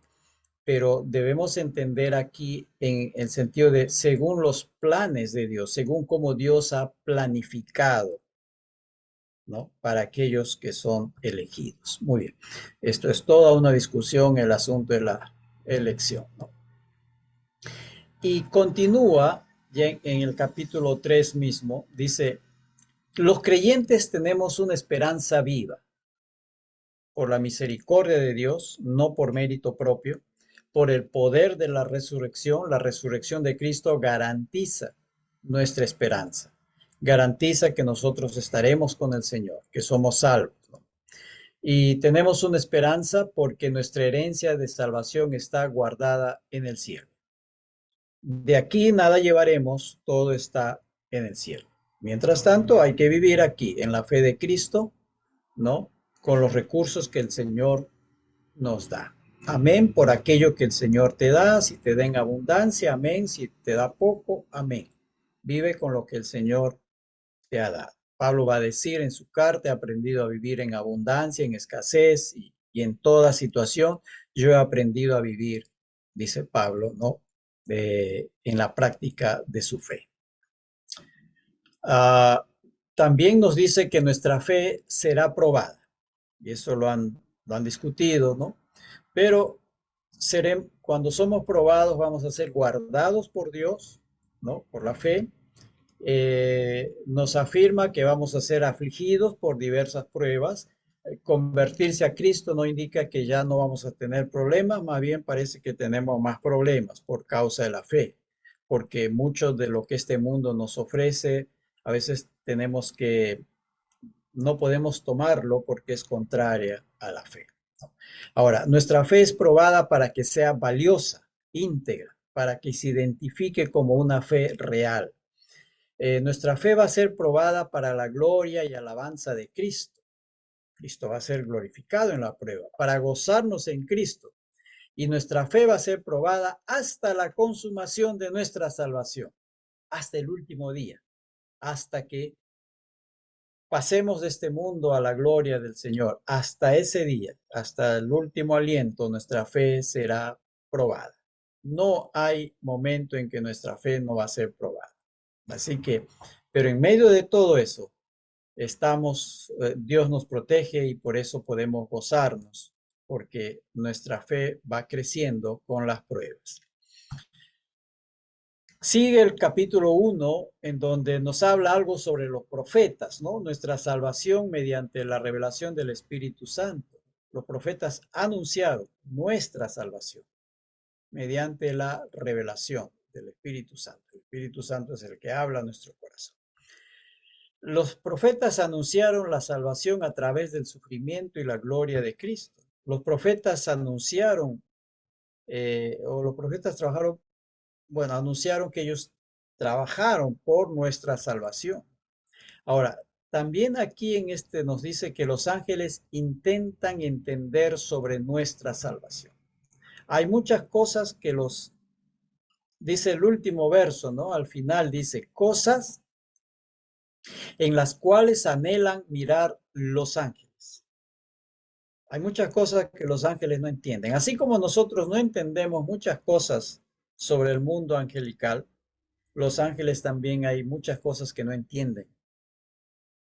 El porqué de nuestra salvación. ¿Por qué el Señor ha hecho de esa forma nuestra salvación? Que sea por fe, ¿no? Entonces, los ángeles no son seres omniscientes, son seres también limitados y permitidos en su conocimiento hasta donde el Señor les ha dado permiso. Y somos llamados a una vida santa. Ser sobrios quiere decir tener este dominio propio, no perder el control, estar siempre en el control de la situación. Debemos esperar en la gracia de Dios hasta que Cristo retorne. Debemos ser santos porque Dios es santo. Santos dicen toda nuestra manera de vivir, no solamente en algunas áreas, ¿no? Somos muy tendenciosos a ser santos en algunas cosas y en otras no. A veces somos santos en la iglesia, pero dentro de la casa no. O en el trabajo ya no somos tan santos, ¿no? Más todavía cuando manejamos. Parece que ahí somos menos santos. Muy bien. No vivir según nuestros propios deseos, sino tratar de hacerlo según la voluntad del Señor. Ahora, recordemos que Cristo nos rescató de nuestra vana manera de vivir. Vana quiere decir de algo que no sirve, de algo que es efímero, que solamente es de este mundo y no va más allá. Cristo nos ha rescatado de esto y nos ha puesto en una perspectiva de vida eterna, no en una vida simplemente terrenal. Nos ha abierto los ojos y nos ha dado una perspectiva de eternidad. En esa perspectiva vivimos ahora. Nuestra fe y esperanza sean siempre en el Señor. No en lo que nosotros podamos, no en una institución religiosa, no en algún líder político y religioso. La fe siempre debe ser en el Señor. ¿Qué más podemos decir en este resumen? Purificados por el Espíritu. Hemos sido purificados por la obediencia a la verdad mediante el Espíritu Santo. Es lo mismo que decir que el Espíritu Santo es el que santifica nuestra vida. ¿No? Es lo mismo lo que está diciendo Pedro aquí. Pablo dice que el Espíritu es nuestro santificador. Y aquí Pedro está diciendo es aquel que purifica nuestra vida. El amor es evidencia de nuestra purificación, el poder amarnos unos a otros y demostrar ese amor. El amor de Dios debe ser demostrado en el amor que hay entre nosotros, ¿no? Recordemos a Juan cuando dice, ¿cómo podemos decir que amamos a Dios y aborrecemos a nuestro hermano? Entonces somos mentirosos, ¿no? Porque si yo no amo a mi hermano, quiere decir que tampoco amo a Dios. Ahora, hemos renacido por la eterna palabra de Dios anunciada en el Evangelio. La palabra de Dios nos ha llegado y mediante esa palabra el Señor nos ha hablado, el Espíritu nos ha hablado y eso nos llevó a un nuevo nacimiento, ¿no?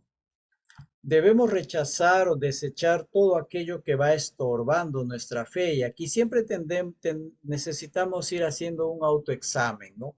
¿Qué son aquellas cosas que nos estorban, que no nos permiten seguir creciendo en nuestra fe?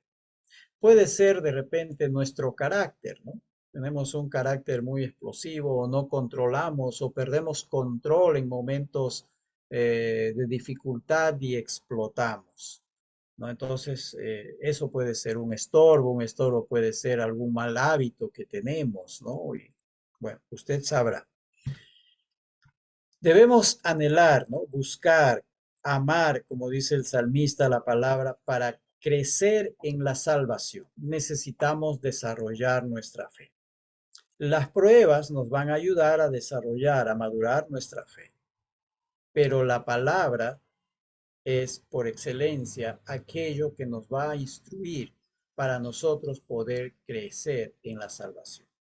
¿Cómo podremos soportar las pruebas sin conocer lo que la palabra de Dios dice al respecto?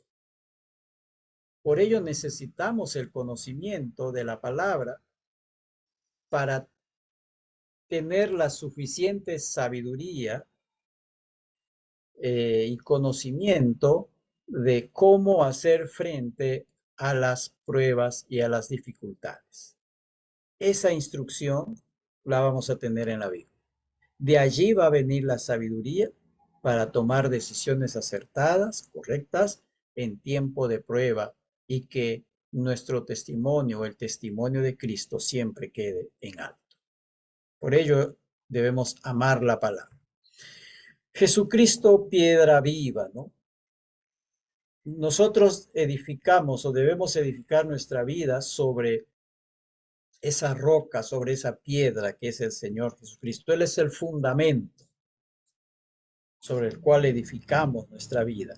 Como decía hace un rato, esa es la piedra, la plataforma que jamás se va a mover y allí vamos a sentirnos seguros. ¿Se acuerdan de la parábola que cuenta el Señor en el Sermón del Monte al final cuando dice aquel que construyó su casa sobre la arena y aquel que construyó su casa sobre la roca, ¿no? Que es Cristo?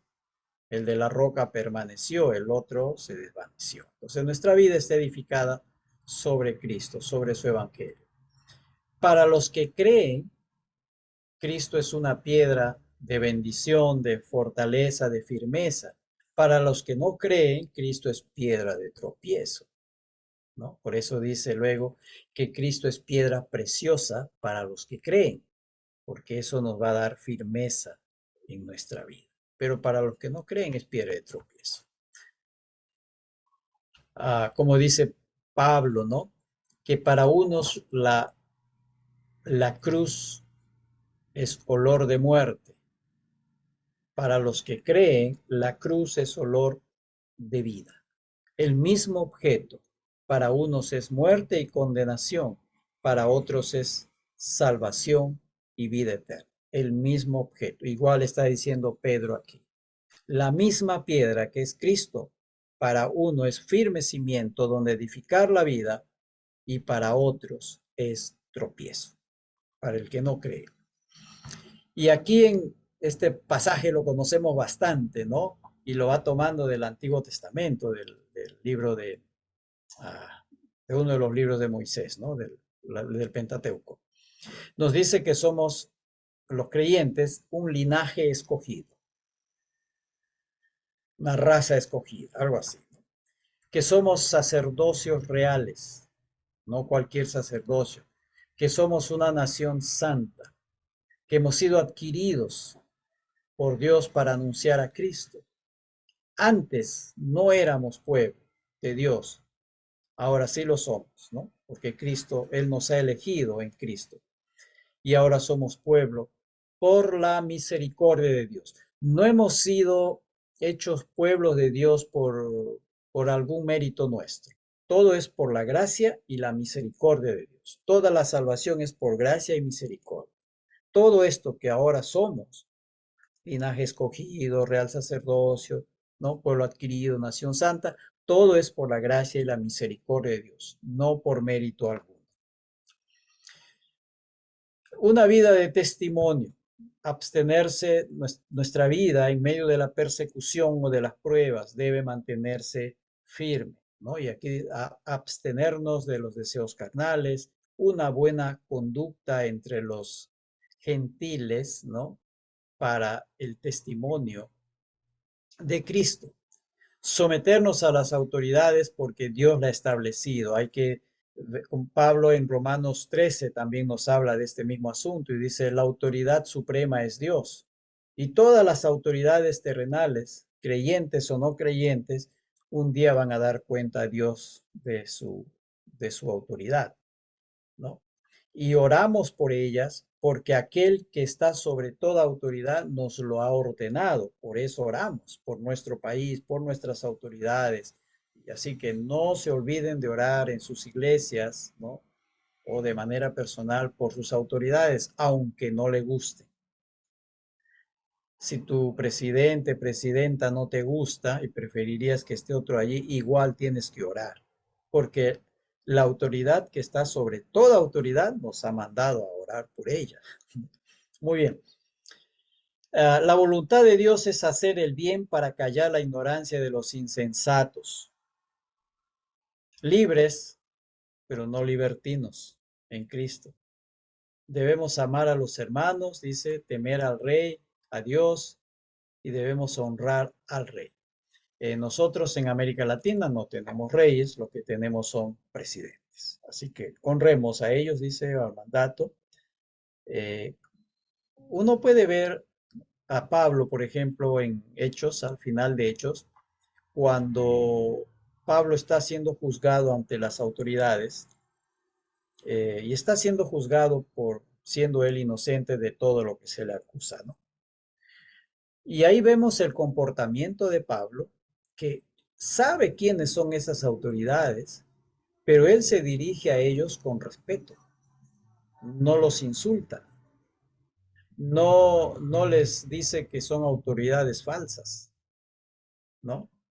Y que son tal o cual cosa, no, él los respeta y va a dirigirse a ellos con respeto y a contestarlos con respeto. Pablo sabía quiénes eran ellos.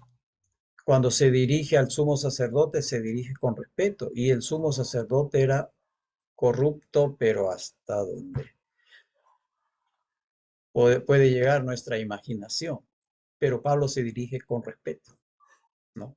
Porque así el Señor ha ordenado. Muy bien. Cristo es nuestro ejemplo de sufrimiento. Debemos, sujeción, dice a los amos, a pesar de la injusticia, por causa del testimonio de Cristo. Ellos vivían en una sociedad de esclavos y amos, ¿no? No es nuestra situación ahora, pero somos empleados y empleadores. De repente tú eres empleador o empleado, trabajas para alguien o alguien trabaja para usted. Entonces dice, hay una sujeción en el Señor, por causa del Señor, no por causa del empleador, ¿no? En este caso, sino por causa del Señor. Como cuando dice a la mujer, le dice, sujétate a tu marido por causa del Señor, no por causa del marido, sino por causa del Señor. Creo que es el mismo caso cuando nos dice, sujétate a las autoridades por causa del Señor, no por causa de la autoridad, sino por causa del Señor, ¿no? Porque el Señor lo ordena. Cristo nos dio ejemplo de sufrimiento en medio de la injusticia, a pesar de ser el puro. Cuando se nos persigue como creyentes, se nos persigue injustamente por no aceptar, por ejemplo, hoy en día el asunto de la ideología de género, ¿no? Se nos dice que estamos desfasados, retrógrados, opositores al progreso y qué sé yo, de todo se nos acusa y sabemos que todo eso es falso. Ellos son los que están metidos, ellos son los que están equivocados y no nosotros. Y no es que nos creamos superiores a ellos, porque también somos pecadores y fallamos, ¿no? Pero sabemos que aquello que se nos acusa por ser cristianos es injusto. Es injusto. pero vamos a seguir manteniendo el testimonio de Cristo. Cristo llevó nuestro pecado que nosotros, para que nosotros vivamos en justicia. Cristo es nuestro pastor y obispo.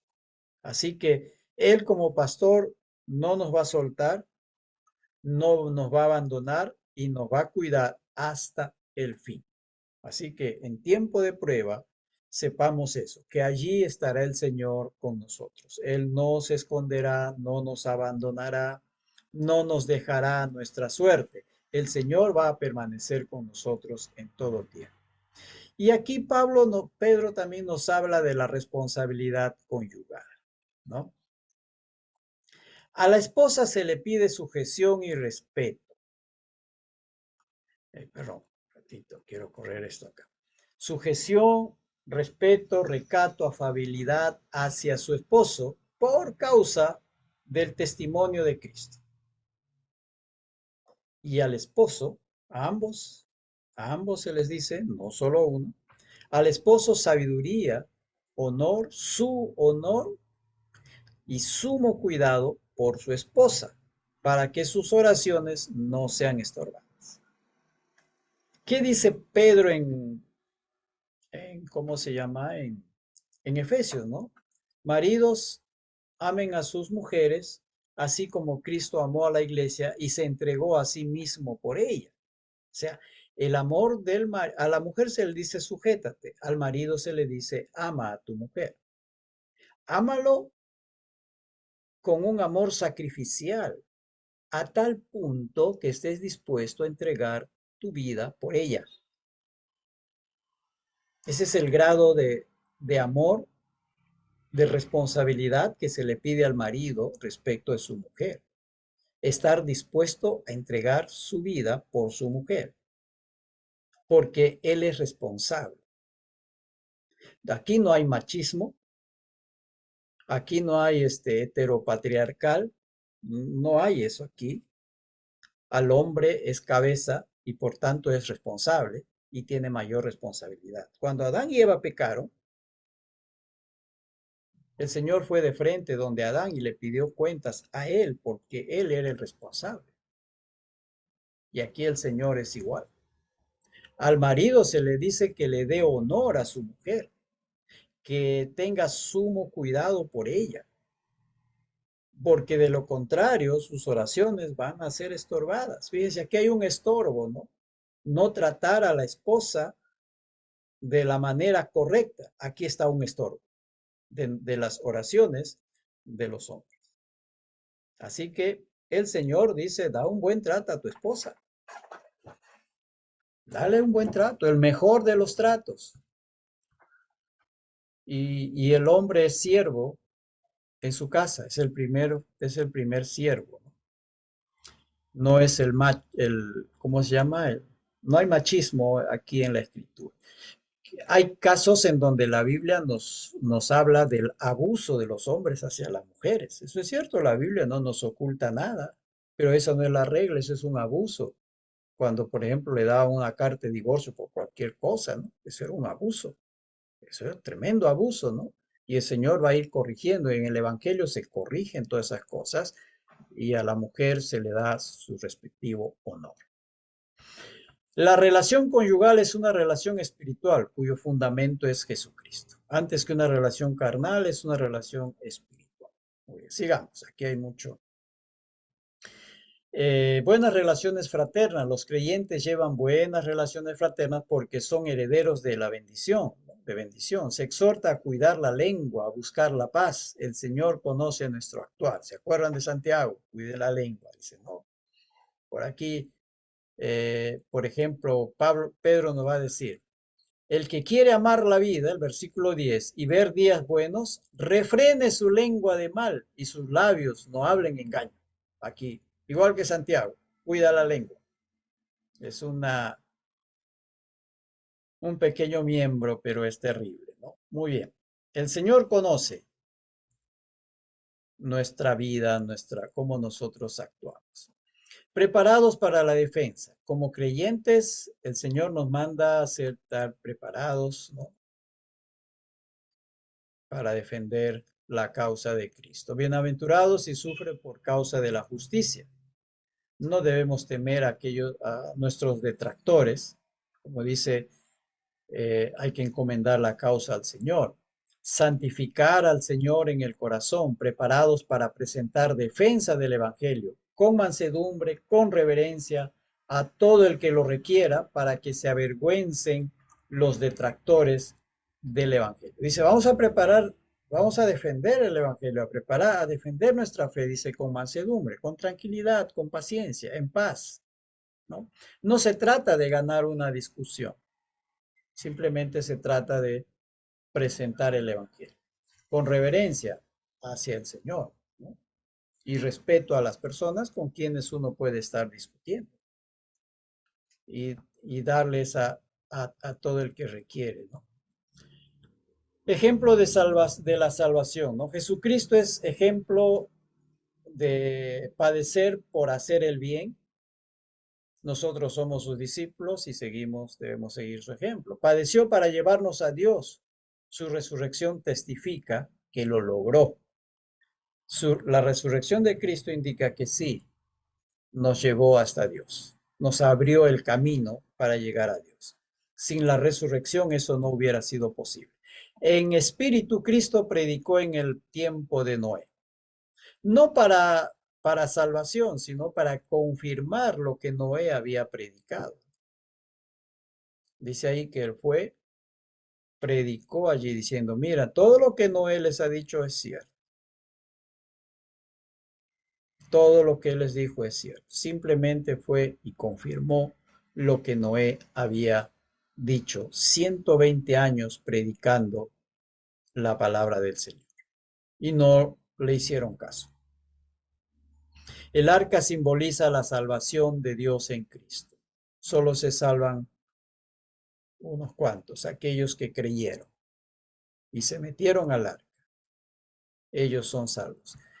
Cristo está en los cielos y a Él están sujetos todos los seres. Todo el universo está sujeto a Él, ¿no? Dejemos la vida pecaminosa. Cristo padeció por nosotros en su cuerpo para que ya no vivamos según nuestros deseos, sino según la voluntad de Dios. Debemos dejar la vida de pecado como creyentes, dejar esa vida. Los creyentes son ultrajados porque no andan como el mundo. Nos ultrajan, pueden aborrecernos. No esperes que el mundo te ame y te aplauda por ser cristiano. Más bien es todo lo contrario, porque no andamos como ellos.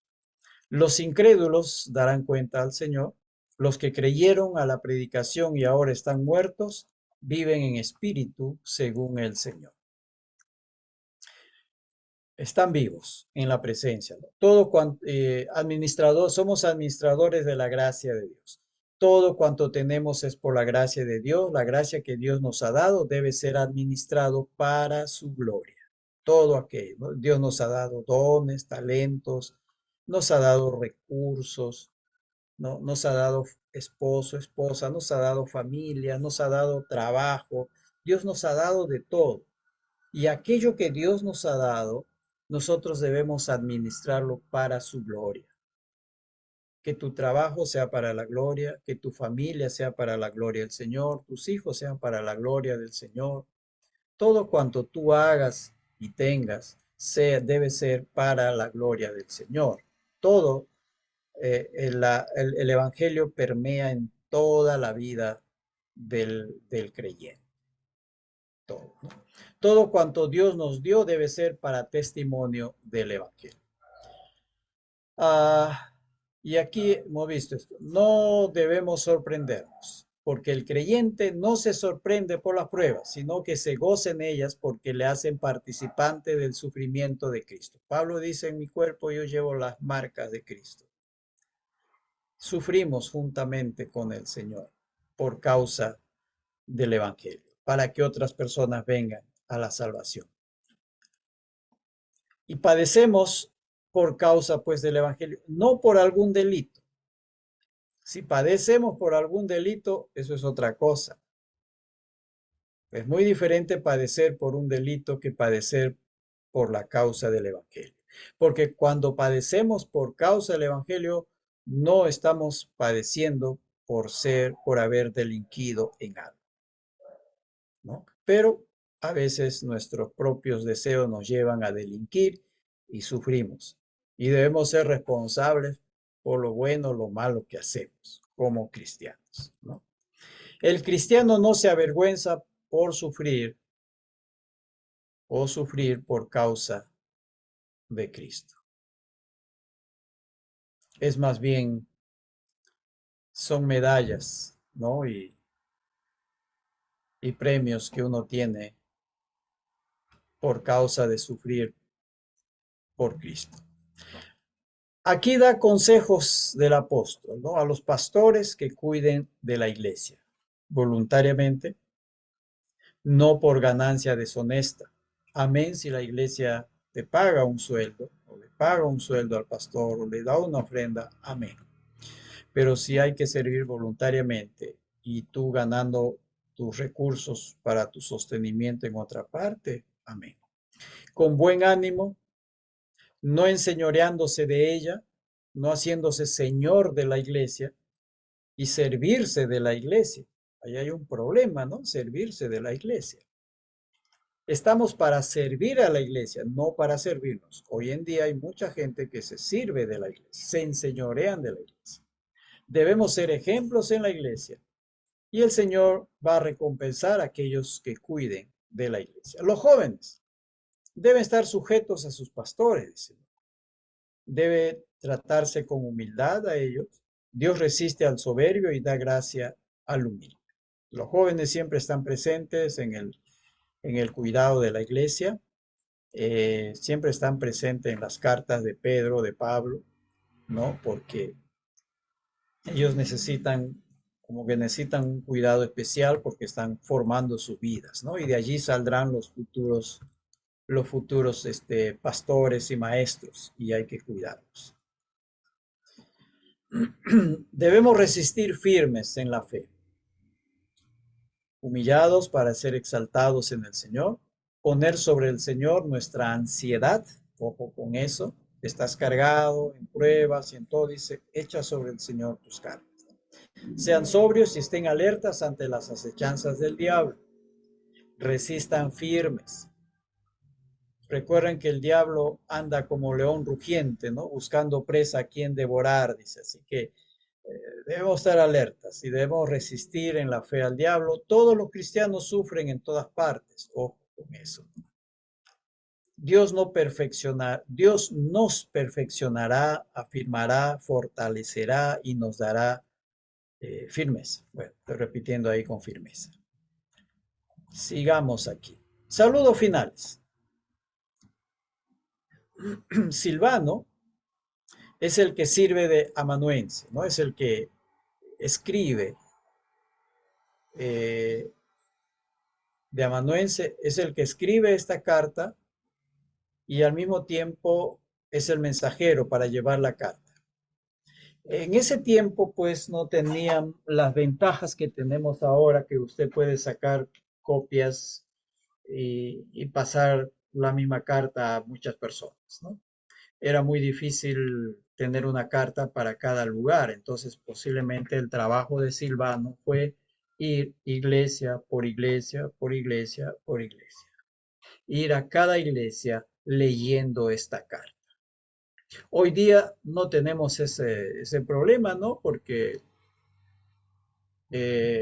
agarramos el WhatsApp y mandamos la carta a cientos o miles de personas. No hay problema. En ese tiempo no. Todo se escribía a mano y no era fácil eso. Entonces, posiblemente Silvano es el que va llevando la carta iglesia por iglesia y leyendo en cada iglesia. Pedro les amonesta a seguir en la gracia del Señor. ¿Por qué en la gracia del Señor? Porque siempre habían rondando por las iglesias judaizantes y diciendo, si no se circuncidan, si no practican las costumbres y tradiciones de los judíos, ustedes no son verdaderamente salvos, ¿no? Entonces, tanto Pedro como Pablo van a persistir en eso. Permanezcan en la gracia que el Señor les ha dado. Babilonia es un nombre proverbial para referirse a la corrupción de Roma, ¿no? Igual que Sodoma y Gomorra también son nombres proverbiales de corrupción, ¿no? Igual es Babilonia. Hasta ahora es un nombre proverbial. Saludos de Marcos. Ya hemos hablado de este Marcos, que antes Pablo no lo quiso y después lo usó, ¿no? Y trabajó con Pablo y con Pedro. Exhortación al amor y paz entre los hermanos de la iglesia. Muy bien, hasta ahí, hermanos. Sé que me he pasado de hora nuevamente. Ok, conclusión. Algunas cosas en la conclusión y con esto terminamos. Todo el contenido de esta epístola está en el contexto de la persecución a los cristianos por parte de Roma. ¿Ya? Entonces, es por parte de Roma. No es tanto los judíos que vienen de Jerusalén. Posiblemente, pero muy pocos. Pero más es la persecución por parte de Roma. La exhortación es a mantenerse firmes en la fe mediante una conducta adecuada para dar testimonio del Evangelio de Cristo. Firmes en la fe a pesar de las injusticias contra los creyentes. Cristo es nuestro ejemplo para vivir en medio del sufrimiento causado por los enemigos de la fe. Cristo siempre va a ser el ejemplo. Si Él sufrió, los discípulos no podemos esperar menos, ¿sí? No podemos esperar menos. Pero tenemos la esperanza de nuestra herencia en los cielos, de vivir en la gloriosa presencia del Señor. Allí estaremos un día, ¿no? Mientras estamos aquí, vamos a pasar por distintas pruebas, pero confiemos que el Señor no nos abandonará, Él estará con nosotros. Y además, Él nos asegura que en medio de la aflicción nosotros tendremos gozo, un gozo que viene del Señor. Y viviremos y podemos vivir en este mundo a pesar de las pruebas, con gozo y en paz con el Señor y también con los que nos rodean. Muy bien, hermanos, hasta ahí esta noche, ¿sí? Algo más, si no, ya ahí concluimos. Ya me pasé como 20 minutos. Muy bien, nos despedimos entonces. Nos vemos el próximo viernes, jueves. Una recomendación. Al empezar el grupo de discusión, nombren una persona para que haga el informe. ¿Sí? Es decir, empiezan el grupo y dicen, muy bien, tal persona se encarga de apuntar las discusiones para presentar el informe. ¿Ok? Y en el informe también, por favor, pongan los nombres de aquellos que estuvieron presentes en la discusión. Todo eso va a influir en la calificación. ¿Ya? Muy bien. A ver, un hermano o hermana que pueda orar para concluir la clase esta noche. A ver. ¿Quién quiere despedirnos? Brian. Yo, pastor. Sí. Adelante, hermano. Gracias, Señor, por este día. Gracias, Señor Jesús, por tu palabra, Señor, por lo que hemos aprendido el día de hoy. Señor, gracias porque tú cada día nos capacitas más de lo que tú quieres que estemos preparados en el día a día. Llévanos a un nivel espiritual más alto, mi Dios, y que seas tú obrando en nuestras vidas, Padre. En el nombre de Jesús. Amén. Amén. El Señor les bendiga y espero sus informes.